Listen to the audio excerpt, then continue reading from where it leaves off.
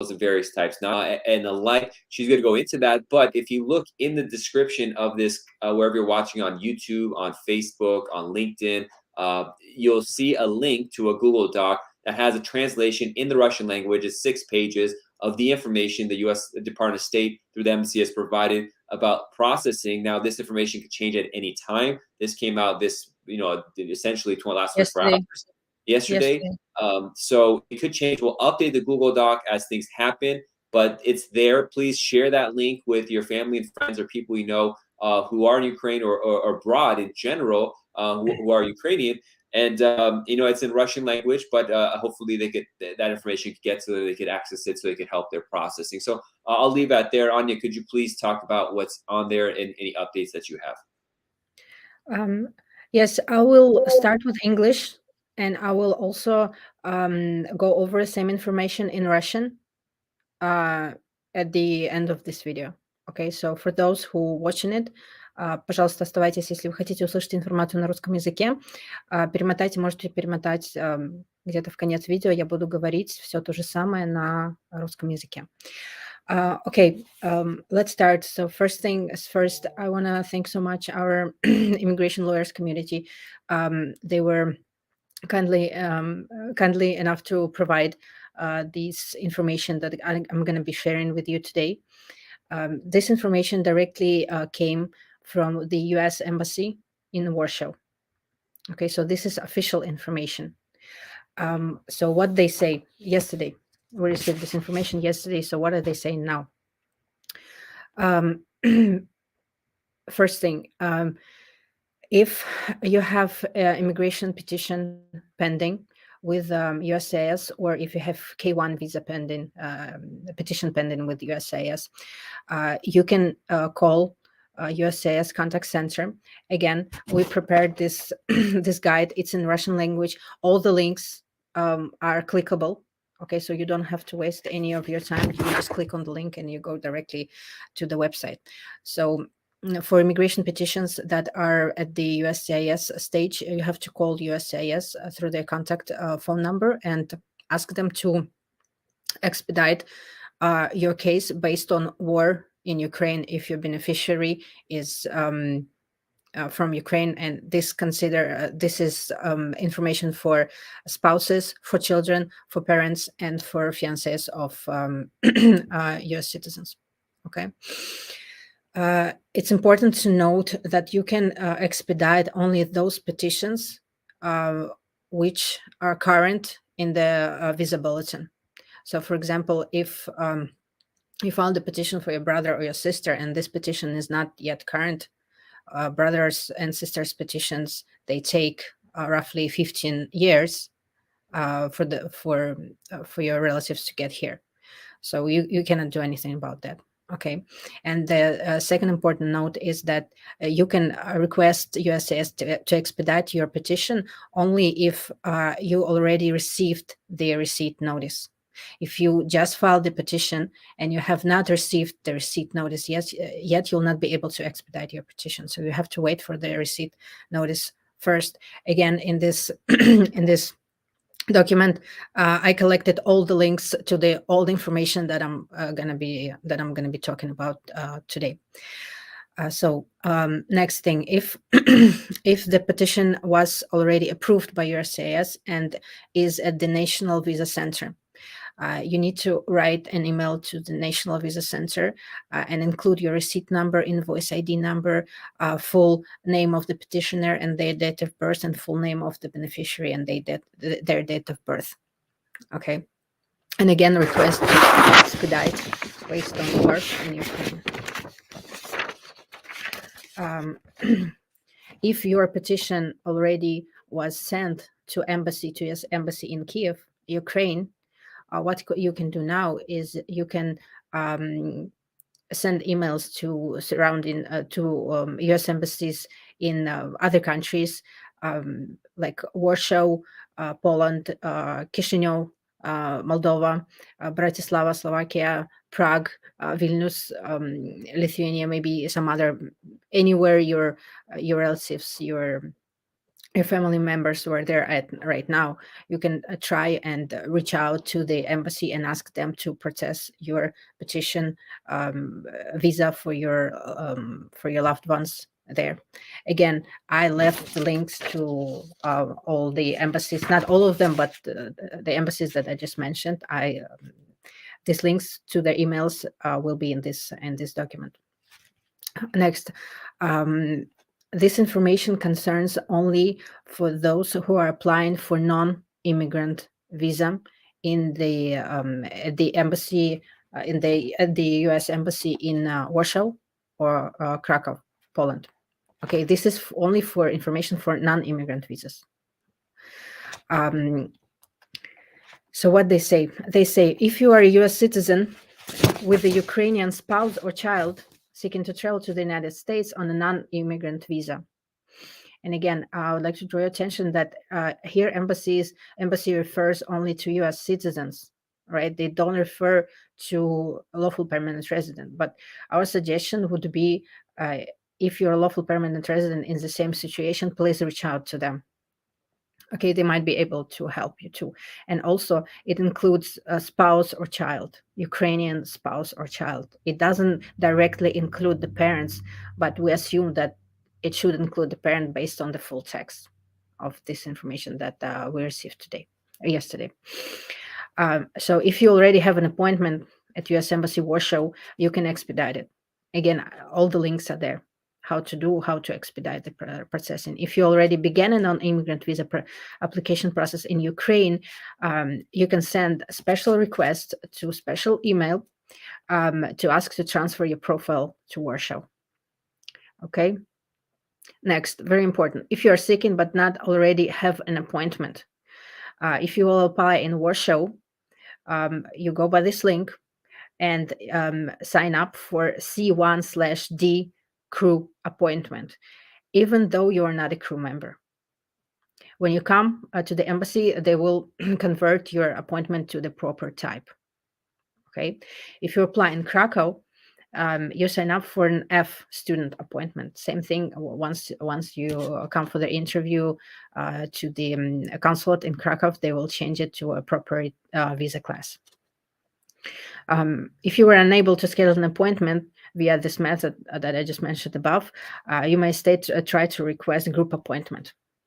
And once you do that, you will receive an email confirmation with the further instructions from the U.S. Embassy. Next, if you are Ukrainian who wants to travel to the United States, or U.S. citizen who has friends, business associates, or non-immediate family who want to travel to the United States. Again, this is only for non-immigrant visas. Non-immigrant visas, visitor visa, which is tourist visa, student visas, also some work visas. Okay, so any non-immigrant visas, this information applies to. So if the traveler already has an appointment at U.S. Embassy in Warsaw, again, you can expedite it. If you began a process in Ukraine, you may again send the email to this email address and ask to transfer your profile to Warsaw. If you're seeking but does not already have an appointment at the U.S. Embassy in Warsaw or a consulate in Krakow, you may try to schedule it. However, availability for this category of applicants is extremely limited. I have learned yesterday that a U.S. Embassy in Warsaw and consulate in Krakow, they canceled appointments for the next 2 weeks for those people who scheduled these appointments previously for non-immigrant visas, specifically for tourist visas. And probably it was done in order to process applicants from Ukraine. This is my understanding. So for Ukrainian applications will be given priority by the U.S. Embassy in Warsaw. Important information that, again, this information came yesterday from the U.S. Embassy in Warsaw, but also embassies from in Romania, in Moldova, in Slovakia, in Hungary, they also may do the same. we don't have this information yet. We don't know how they're going to be treating it. But for example, if your family, if your loved ones, they were able to escape Ukraine, and now they're currently in not in Poland but in some other country, we would suggest that you reach out to the embassy in that country and for further instructions. Okay.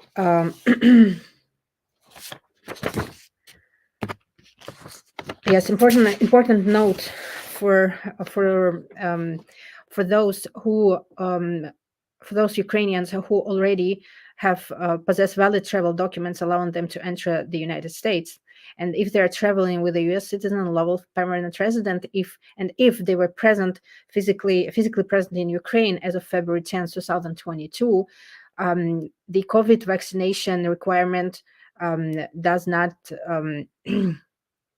You don't have to have COVID vaccinations anymore under this national interest exception that was signed by U.S. Secretary of U.S. Department of Homeland Security, Alejandro Mayorkas. I believe it was on February 16th. So under this document, again, it says that it's in the national interest to permit the entry of non-citizen, non-immigrants who are traveling with a U.S. citizen or lawful permanent resident, who are physically present in Ukraine as of February 10, 2022, and possess valid travel documents allowing them to travel to the United States. So under these conditions, you don't have to have proof of COVID vaccination. A couple more things. We get a lot of requests about humanitarian parole. Last broadcast we did, we were talking about humanitarian parole as well, but this is very important to note that humanitarian parole is kind of last resort. You have to try first to apply for the visa for your relatives, for your friends, for your loved ones, citizens of Ukraine. Okay, and if that doesn't work, then you may proceed with the humanitarian parole application. But humanitarian parole takes a lot more time than visa. Potentially, this visas may be being adjudicated very fast. And what I'm saying is like within months, for example, and like 1 month or 2 months. Depends on how many people are there. And humanitarian parole can take 6, 7, 8, even more months currently. Again, for those who currently here in Ukrainian citizens who are currently here in the United States,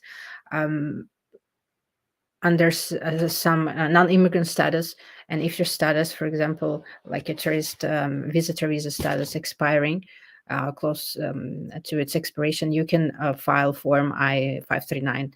Again, we spoke about this previously, but it's still an option.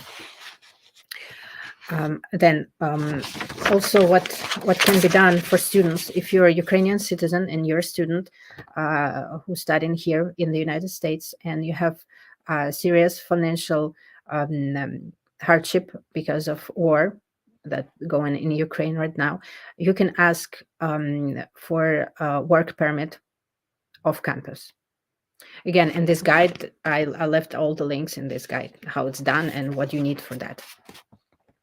Also, maybe, again, maybe, and we're expecting this to happen, but it hasn't happened yet. Department of Homeland Security may potentially spread to Ukrainian citizens, to students who are Ukrainian citizens, special student relief program. It's called CCR. Again, it comes also with work permit and other things and other benefits that come together with that. So again, it has not been announced yet, but it may very well be announced too. And in regards to temporary protected status and deferred enforced departure for Ukrainian citizens, these are two programs that allow Ukrainians to stay in the United States. Again, they were not authorized yet. We are waiting that they're going to be authorized anytime soon. Probably it's going to be TPS, but again, we don't know. And a TPS will allow its holders to apply for a work permit. Again, this decision has not been made yet. We're waiting for the news from the Department of Homeland Security. So for anyone, again, we're gonna leave the link for this guide. It's in Russian. All the links are working, so please spread this document, use it, and I hope it's gonna help. It's gonna help people to get here faster. Thank you, Anya, so much. If you like, would you want to do a separate recording in Russian language, or would you continue here? No, I'll just continue. I'll just continue in Russian. Yeah, we'll say the same information just in Russian. Okay, so I'll let you go back on the screen. Thanks so much. And the link is in the description below, where you click on it, and you could access a Google Doc that has these links. And as updates happen, we'll update this form as well, so it'll be a live form. Thank you. Да, здравствуйте. Здравствуйте, друзья. Сейчас я буду говорить на русском языке относительно этой ситуации, относительно войны в Украине, и что мы можем сделать для для граждан Украины, кто находится сейчас в США, кто находится в Украине или кто смог бежать в другие страны. Так, на сегодня информация меняется, поэтому, пожалуйста, следите за новостями, следите за обновлениями. Мы подготовили документ со всеми ссылками на всю ту информацию, которую я сейчас буду озвучивать. Все ссылки рабочие. Пожалуйста, пользуйтесь. Ссылка будет внизу под видео. Пожалуйста, пользуйтесь и распространяйте этот документ. Так, первый момент. Если у вас есть иммиграционная петиция, вы уже подали иммиграционную петицию, и она находится на стадии рассмотрения в USCIS. Эта информация относится к супругам, детям, родителям и невестам-женихам, да, граждан США. Если у вас несколько петиций, запрос на ускорение нужно делать для каждой отдельной петиции. Пожалуйста, имейте это в виду.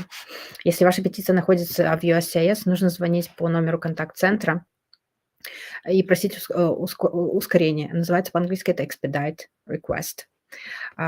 Здесь важно понимать, что ускорить можно только те петиции, срок которых подошел по визовому бюллетеню. Например, если у вас вы подали петицию на брата и сестру, срок рассмотрения которых занимает 15 лет, вы не можете подвинуть сейчас их по ускорению.